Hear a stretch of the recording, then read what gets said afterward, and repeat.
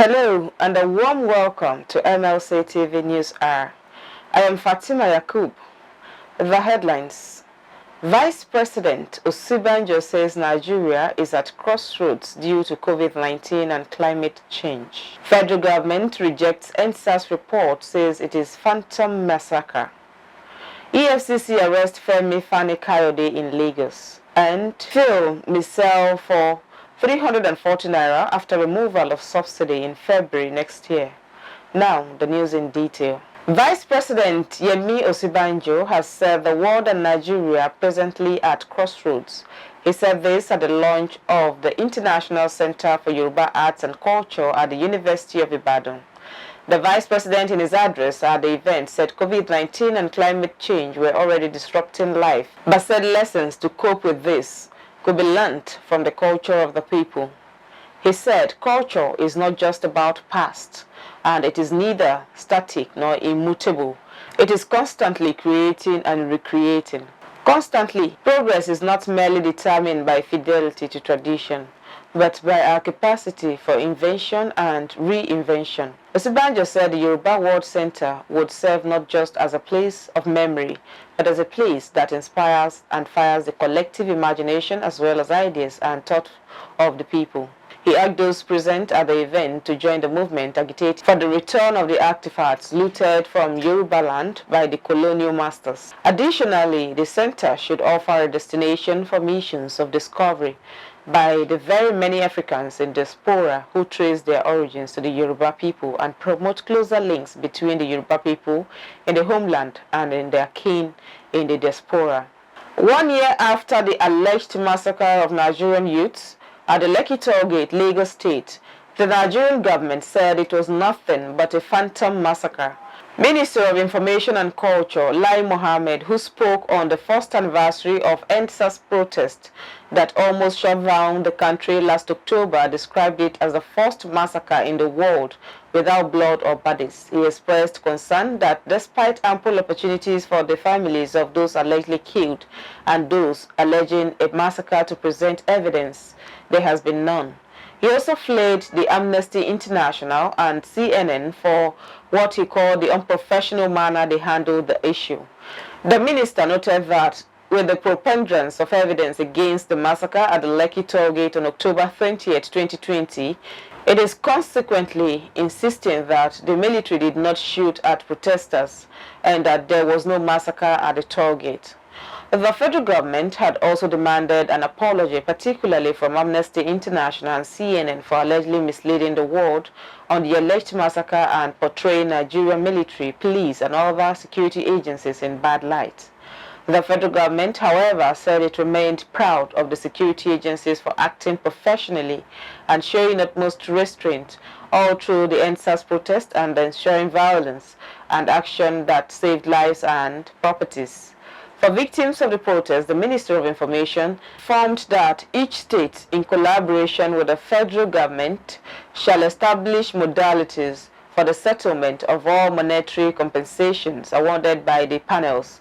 Meanwhile, the minister informed that the National Executive Council had directed state governors to immediately forward copies of final reports of the panels to their attorney generals for prompt arraignment and prosecution of all indicted persons. The Kogi State Commissioner for Finance, Asiwaju Idris, has called on the Central Bank of Nigeria to investigate the 20 billion naira bailout fund returns to the CBN from Sterling Bank. The Economic and Financial Crimes Commission had accused the Kogi State government of warehousing the 20 billion naira meant for payment of civil servant salaries in an interest-paying account in Sterling Bank instead of using it for the purpose it was meant for. The state government had, however, denied operating any fixed deposit account in Sterling Bank. The commissioner, who visited the Apex Bank, also demanded that it looked into the books of Sterling Bank for possible infractions.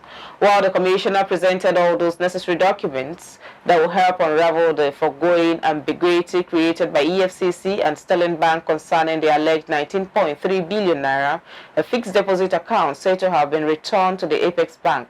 He charged the CBN governor to investigate the allegation as falsely raised by the EFCC and also look deeply into the books of Sterling Bank for possible infractions. The commissioner said considering the procedure involved in opening any account, neither the EFCC nor the bank had been able to present the court of public opinion the mandate from the Kogi State government to open such bailout fixed deposit account in the name of Kogi State, the BVN of those that opened it, the names of personnel that opened the said account and their phone numbers. A former Minister of Aviation, FANI-KAYODE, has been arrested by the Economic and Financial Crimes Commission in Lagos. FANI-KAYODE was said to be under investigation for allegedly forgery and manipulation of documents. Report gathered that the ex-minister, who rejoined the All Progressives Congress in September, was brought to Lagos Zonal Office of the Anti-Graft Agency. The details of the allegation against him were sketchy, but the EFCC spokesman, Wilson Owajiri, confirmed FANI-KAYODE's arrest by operator. Unknown gunmen had attacked Ewune Egume village in the Kine local government area of Kogi State, injured dozens and destroyed property worth millions of naira. An eyewitness who told journalists that a group of young men stormed the community in trucks, tipper, and started shooting sporadically, causing chaos which led to the entire people in the village to abandon their property and took to their hills for safety. It was gathered that on hearing gunshots, the chief of the community, the Ochai Onu Ogume Olema Pali, fainted and was hospitalized in one of the clinics in the area. The community leader, Matthew Audu, said the bandits and thugs invaded the community in 5 trucks with AK-47 rifles, went away with some domestic animals, 20 jerrycans of palm oil, 13 motorcycles, and set ablaze other motorcycles, while other valuable property were destroyed. Audu said that people of the community had reported several threats by this group to the Divisional Police Office, Egume, and their incessant invasion on the Egume farms. He added that the attackers were suspected to be a group of sawmillers working for an Ejule man in Ofo local government area of Kogi State.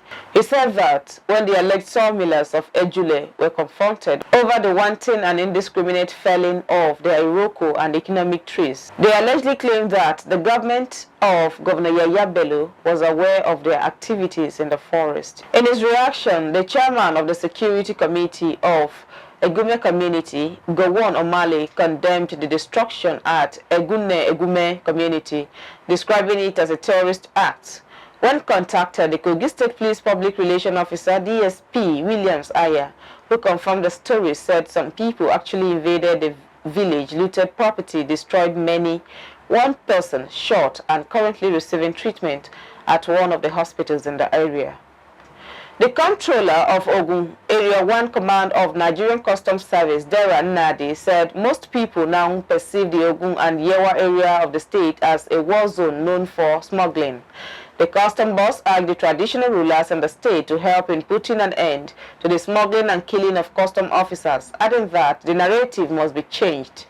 Nnadi said this when he visited Obas in Yewa led by paramount rulers Obakehinde Olubenle, the Alake and paramount ruler of Egbaland, Oba Adedotun Badebo, and the Ajura of Bagura land, Oba Sabo Bakre, and their palaces. The customs boss urged the monarchs to speak to their subjects, who he allegedly was fond of attacking NCS officers while performing their duties. The comptroller recalled the recent gruesome killing of 2 custom officers at a village in Yewa North, appealing to the monarchs to work with the NCS towards making Ogun, especially the border communities, peaceful. The Olu of Ilaro, however, considered that there might be collaboration amongst the subjects, asking the NCS to work hand in hand with traditional rulers to fish out the economic saboteurs. Olubenle, however, urged the government to address the issue of unemployment, poverty, and hunger, which he said were the reasons people venture into smuggling. The Olojudo of Ido Ekiti, Oba Ayorinde Ilorin Faboro, has said the renewed calls for constitutional rules for traditional rulers in the country was based on need to enhance development and security. The former sailor urged the National Assembly to give rules to monarchs in ongoing constitutional amendments. with a view to addressing the myriad of challenges confronting the country, especially security. The traditional ruler, who spoke in his palace on the ongoing week-long Ajodun Ido Ogangamodu 2021 celebration in community, said, in view of the duties of monarchs in different communities, there was a need for them to help legally administer the territories. He said Obas bear the burden in their respective communities, especially in ensuring peace and security of lives and property. It is the palace that runs the town because if anything happens, it is the palace that people run to. In view of this, they should be adequately captured in the constitution. The people of Obiaja in East and South local government area of Edo State have accused traditional ruler Zaiki Iredia Eidenoji of unleashing cultists on them while also blocking the ancient road in the community with a fence, a development that has allegedly made life unbearable for them. The traditional ruler is also accused of locking a quarry site in the community. An elder of the community, Basegwahi Obasaki, told journalists in Benin that he had advised the monarch against erecting the fence because of its historical and traditional importance. Another elder, David Omadiale, said he was the secretary to the palace from 2011 to 2018, but that he has resigned when he was no longer satisfied with the way the king was leading the kingdom. When contacted, Eidenoji denied the allegation but challenged his people to go to court if they feel aggrieved. He said, "How can a king be using court voice to harass his people? He don't think that is done anywhere. This is like a shock to him. He did not block any road leading to anywhere. On the quarry site, he said it was locked to enable him resolve the crisis rocking the leadership and running of the site." Governors elected on the platform of the People's Democratic Party have said Nigeria must be restructured for the nation to survive. Chairman of the PDP Governors Forum and Sokoto State Governor Aminu Tambuwal, who spoke on behalf of his colleagues, said this in an address he delivered at a retreat for newly elected officers of the party in Abuja. He noted that the nation was currently in dire state on virtually all fronts and that it was time for visionary and purposeful leadership to take it out of the socio-economic crisis which all the Progressives Congress has led into. Tambuwal said, while they await this intervention, he should be permitted to mention an issue of great importance. Nigeria must embrace restructuring to survive. It must restructure its polity, economy, security, and ways of doing things. In his remarks, the national chairman-elect of the PDP, Dr. Iochia Ayus, described the party as the only political platform equipped and prepared to rescue Nigeria come 2023. He said, no other party in this country is better equipped and placed to rescue and rebuild this country than the PDP. You're still watching MLC TV News. More stories to come after the break.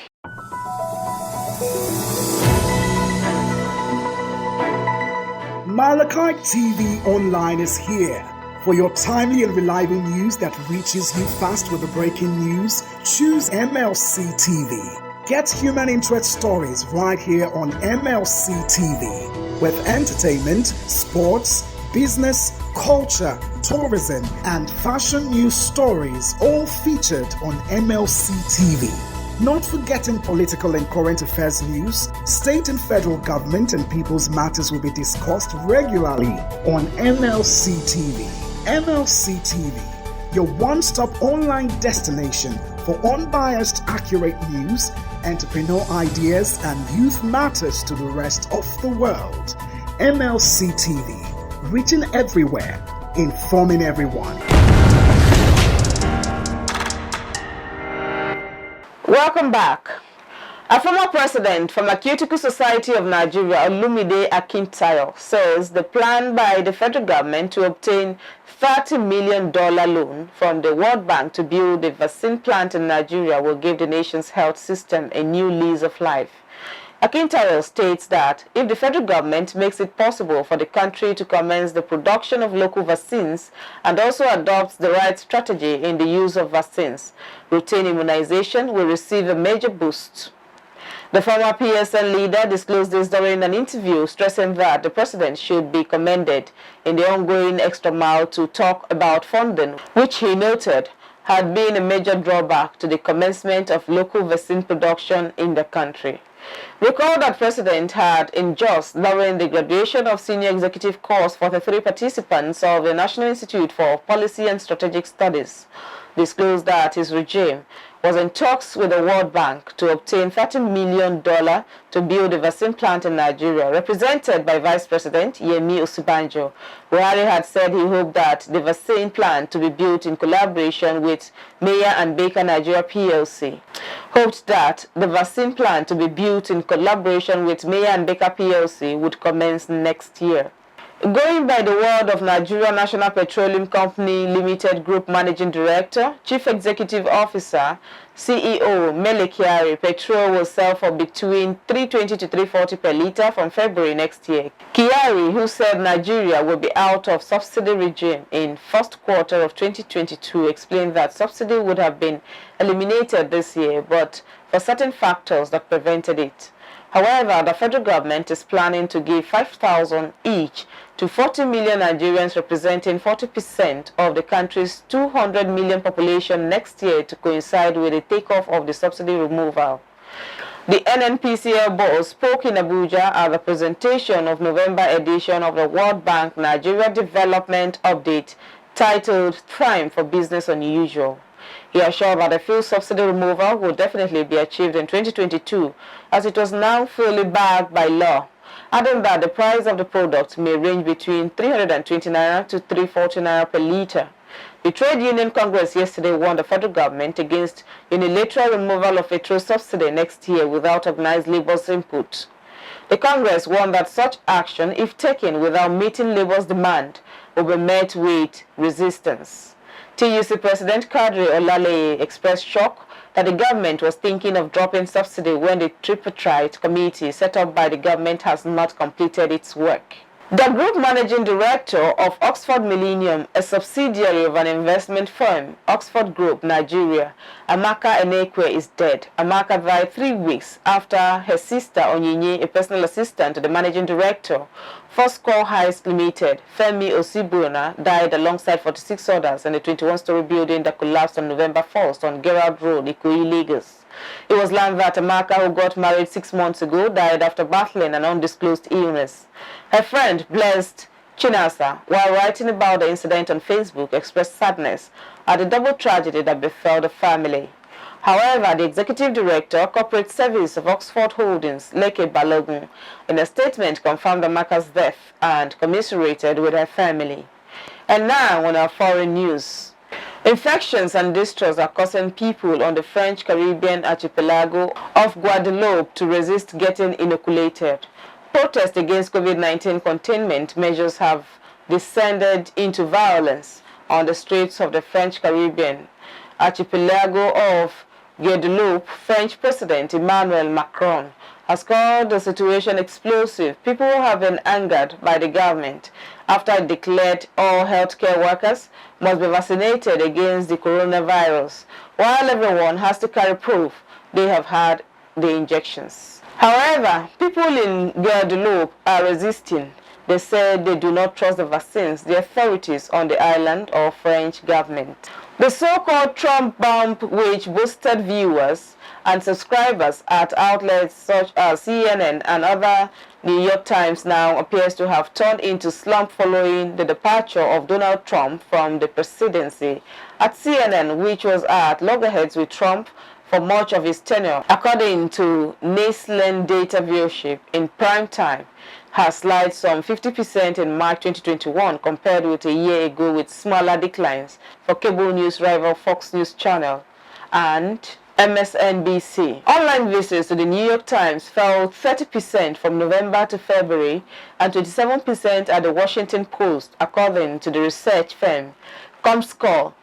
Some of the declines can be attributed to a fall-off from the contentious election season, but they also underline the harsh economic realities facing the news media, which predate on Trump era.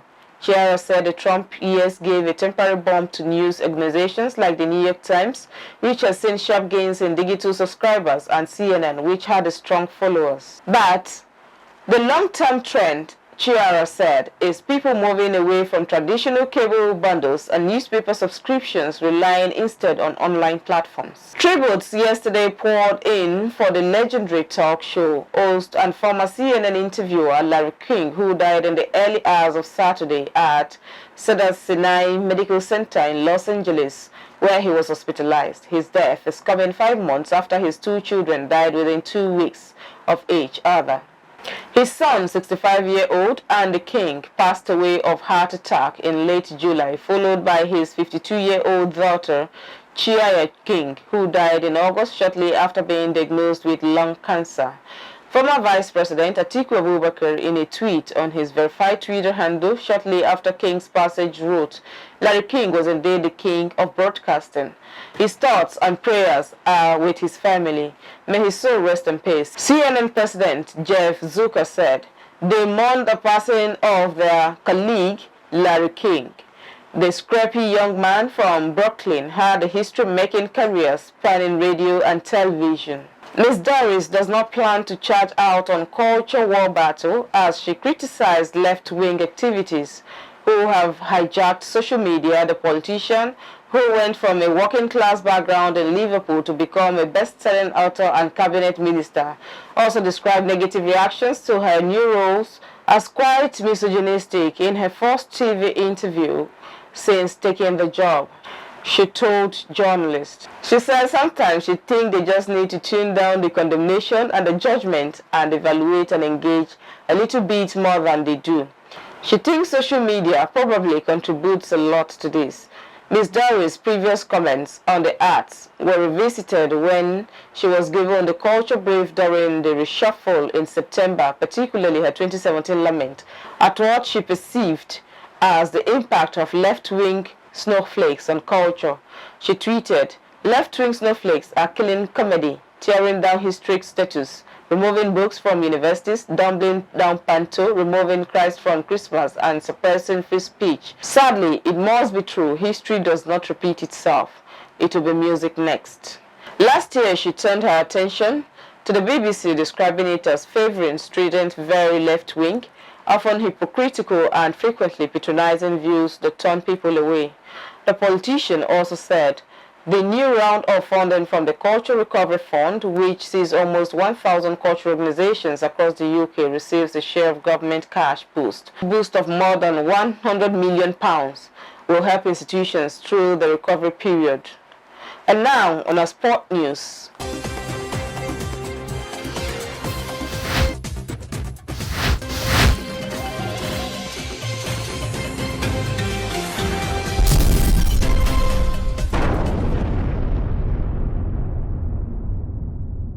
The Tigers will face France, China and Mali in Group B of the 2022 FIBA Women's World Cup qualifiers billed for February 10 to 13 at the Ranko Zaravica Sports Hall, Belgrade, Serbia.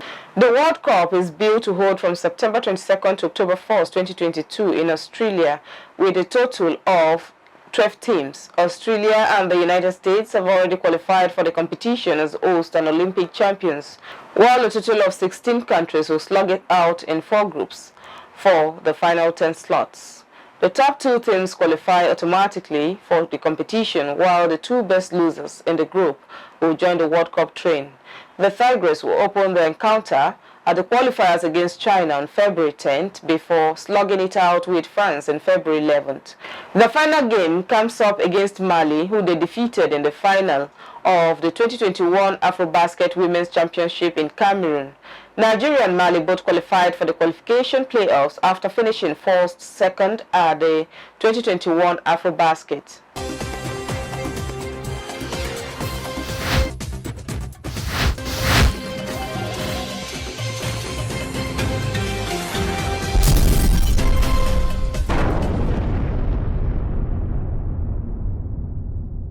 Now we go over to Matthias Ayodeji Peter for entertainment news.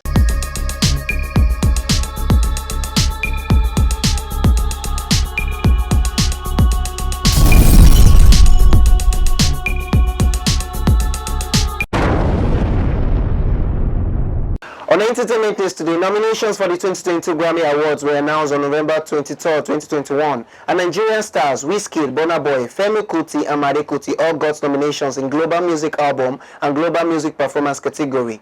Wizkid Made in Lagos Deluxe and Legacy Plus by Femi Kuti and Made Kuti got nominations in Best Global Music Album, while Best Global Music Performance gave Wizkid and Tems another nod for Essence and Burna Boy for Do Yourself. Other Africans like Angelique Kidjo got 2 nominations, one alongside Burna Boy in the Global Best Music Performance and another for Mother Nature, her 2021 album.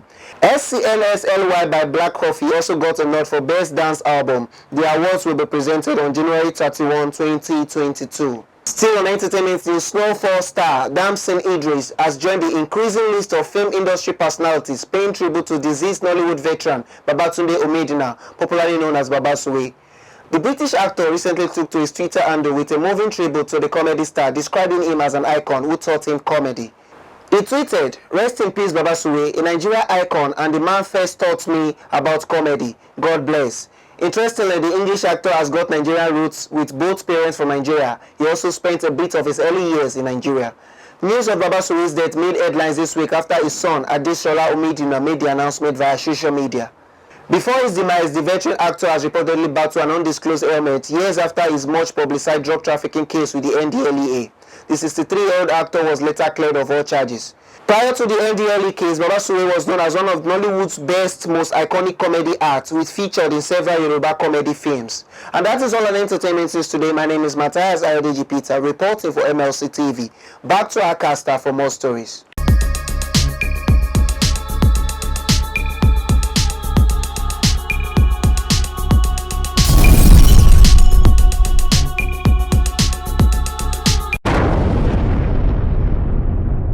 Thank you, Matthias, for the update. And that is today's news package. To join us tomorrow via the same platform for event coverage for news, sponsorship, and advert placement, call the numbers displayed on your screen, or visit any of our social media handles and drop your comment for us. Like our Facebook page, MLC TV, Instagram, MLC TV 2021. Subscribe to our YouTube channel, MLKite TV. I am Fatima Yakub. Thanks for staying with us.